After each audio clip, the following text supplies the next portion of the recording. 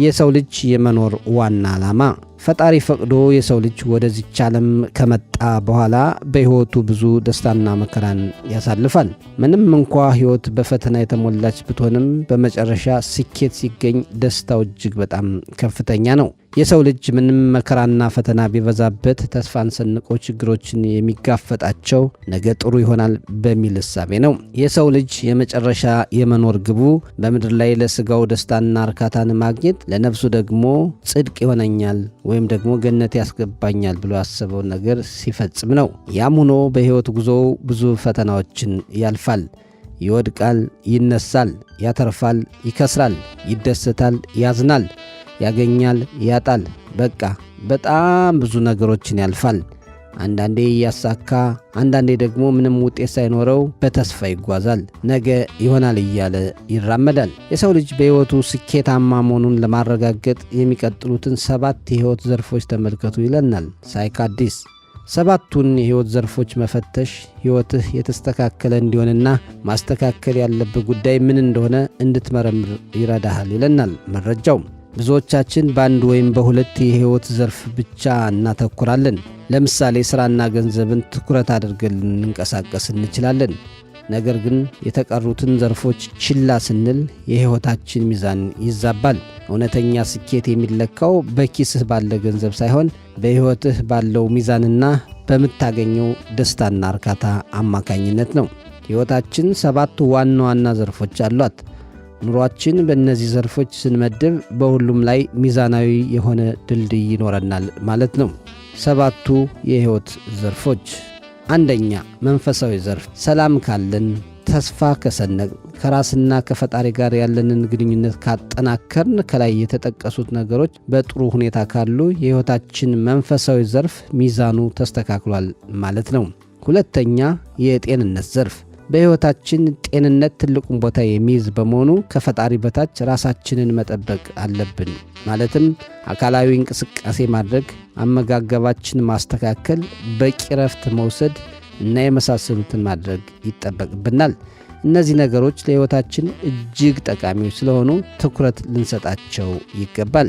3ኛ የመልካም ግንኙነት ዘርፍ። በሕይወታችን ከሰዎች ጋር ያለን ግንኙነት በአማረ ወቅት የሚረብሸን ብዙ ነገር አይኖርም። ከቤተሰቦቻችን ጋር የሚኖረን ግንኙነት፣ ከጓደኞቻችን ጋር እንዲሁም ከአጋራችን ጋር የሚኖረን ግንኙነት ከተስተካከለ መልካም ነገርን ያመጣልናል። 4ኛ የትምህርት ዘርፍ። ትምህርት ለሕይወታችን አስፈላጊ ነገር ነው። የገበየነው እውቀት ለራሳችን፣ ቤተሰባችንና ሀገራችን እንዲጠቅም ማድረግ ሞራላዊ ግዴታ አለብን። በመሆኑም ለግላዊ እድገት መጣር፣ አዲስ ነገር ለመማር መንቀሳቀስ፣ ክህሎትን ማዳበር ይጠበቅብናል።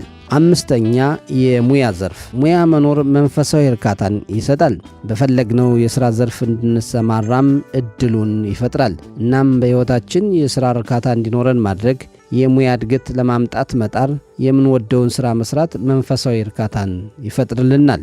6ኛ የሀብት ዘርፍ። በቂ ገቢ መኖር ራሳችንና ቤተሰባችንን በአግባቡ እንድናስተዳድር ያደርገናል። ስለዚህም በየጊዜው ገቢ እንዲኖረን ማድረግ፣ ካገኘነው የተወሰነ መቆጠብ፣ ራስንና ሌላውን ሊጠቅም ከሚችል ሥራ ላይ በመሰማራት በገቢ ደረጃ ሳንቸገር እንድንኖር ሁኔታዎችን ማመቻቸት ይኖርብናል። 7ኛ የመዝናናት ዘርፍ። ምንም ሰራን ምንም በመጨረሻ ደስታንና እፎይታን ማግኘት አለብን። ምንም እንኳ ሁሉም ነገር እንዳሰብነው የሚሄድ ባይሆንም ባገኘነው መደሰት፣ የትርፍ ጊዜ ማሳለፊያ ቦታዎችን መምረጥ፣ ከቤተሰብና ጓደኞቻችን ጋር አብሮ ጊዜ ማሳለፍ እንዲሁም አእምሮን ማሳረፍና ለራስ ጊዜን መስጠት ይጠበቅብናል። ከላይ በተጠቀሱት 7 ዘርፎች ሚዛኑን ያስተካከለ ሕይወት መምራት ይቻላል። አሁን ለእያንዳንዱ ዘርፍ ከ1 እስከ 10 ነጥብ በመስጠት ራሳችንን መፈተሽ እንችላለን። የትኞቹ ጠንካራ እንደሆኑ እንዲሁም የትኞቹ ደካማ እንደሆኑ መለየት አለብን። ሕይወታችንን የተስተካከለ ለማድረግ ከ7ቱ ዘርፎች ሚዛኑ የጎደለበትን አውቀን በእሱ ላይ ትኩረት ማድረግ አለብን ይላል መረጃው።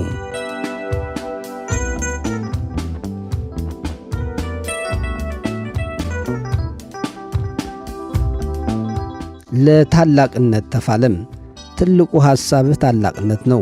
ዋናው ዕቅድህ የተትረፈረፈ ሕይወት ነው። እረፍት የማይሰጥህ ግብ ከራስህ በላይ ለሌሎች መኖር መቻል ነው። በሕይወትህ ሁለት ነገር ብቻ አለህ፣ ምክንያት ወይም ውጤት። አስታውስ፣ ምክንያት የትም አያደርስም፣ ሰበብ ለምንም አያበቃም። ውጤት ግን ትግልን ቢፈልግም መጨረሻው እረፍት ነው። ውጤት በውጣ ውረድ ውስጥ ማለፍን ቢጠይቅም በስተመጨረሻ ግን ለእርካታ ያበቃል። ምንም ቢፈጠር ውጤት አይዋሽም። የሥራህ ውጤት ቢዘገይም መገለጡ አይቀርም። ያሳበብክበት ሳይሆን የሠራህበት ይከፍልሃል። ምክንያት የደረደርክበት ሳይሆን ጨክነህ የተፋለምክበት ከዳር ያደርስሃል። ውጤት ከፈለክ ቀላሉን መንገድ እርሳው፣ በምቾት የተሞላውን ጎዳና ተወው። ተፈላጊው ውጤት በተመረጠውና በማይጎረብጠው መንገድ አይመጣም።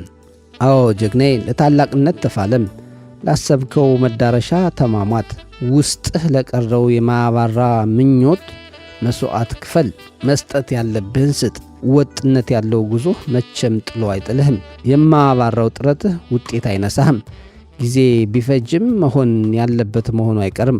ዋጋ ቢያስከፍልም የታለመው መሳካቱ አይቀርም። ቢያሳምምም፣ ቢያሰቃይም፣ ቢያስተችም፣ ቢያሰድብም ግቡን መምታቱ አይቀርም። ብዙ የሚያቆሙህ መሰናክሎች አሉ። እጅግ የተወሳሰቡ የአሰራር ችግሮች ይገጥመሃል። ያልታሰበው ጫና ከየአቅጣጫው ይመጣል። ነገር ግን ስትጀምር ያሰብከው ታላቅነት በዚህ የሚቆም አይደለም። አንድ ተክል የሚለካው በሚያፈራው ፍሬ ነው። ያንተም ማንነት በውጤት ላይ የተመሠረተ ነው። ስላሰበው ነገር የሚያወራ ሰው ሞልቷል። እቅዱን የሚተነትን፣ ሕልሙን የሚያብራራ፣ ምኞቱን የሚያውቅ፣ ፍላጎቱን የሚገልጽ ሰው በጣም ብዙ ነው። ልዩነቱ ግን ወሬ ውጤት አለማምጣቱ ነው። አዎ ታላቅነት የወሬ ሳይሆን የልፋት፣ የትጋት፣ የድካምና የሥራ ውጤት ነው። የታላቅነት ፍላጎት፣ ምኞት፣ አምሮትና ናፍቆት ሊኖር ይችላል። ነገር ግን ተግባር የሌለው ፍላጎት፣ ጥረት አልባ ምኞት፣ ያልተለፋበት አምሮት ምንም ማለት ነው። ምናልባትም ቆራጥነትህ ለመካከለኛነት ወይም ለታላቅነት፣ ለሰበበኛነት ወይም ለታምረኛነት፣ ለደስተኛነት ወይም ለሐዘንተኛነት፣ ለጀግንነት ወይም ለውርደት ይሆናል። ባለህበት መቆየትህ በራሱ ላለህበት ሁኔታ ያለህን ቆራጥነት ያሳያል። ለታላቅነት የቆረጠ፣ ለታምረኛነት የወሰነ፣ ደስተኝነትን የመረጠ ልብ ይኖርሃል። ከሚወራው ፍላጎት በላይ አተገባበሩ ላይ አተኩር።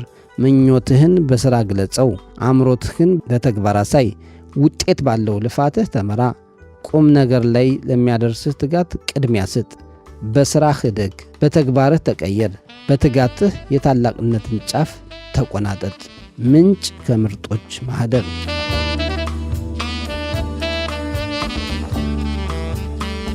ይሰበር ክራሩ። የክራሩ ቅኝት ዘርዘር እያዜመ ሁሉም በሰፈሩ እህህ ታመመ። የሰው መሆን ዜማ ፈረሰ ቅኝቱ፣ ሁሉም በመንደር ነው ዘር ሆነ ጠላቱ። የዜማችን ቅኝት ሰው ካላዜመ፣ የጥላቻን ጉንፋን በፍቅር ካላከመ፣ ሙዚቃ ይደመጥ ክራሩ ይሰበር፣ ግጥምና ዜማው ካልፈጠረ ፍቅር። ደራሲ ስንታየሁ ሀብታሙ።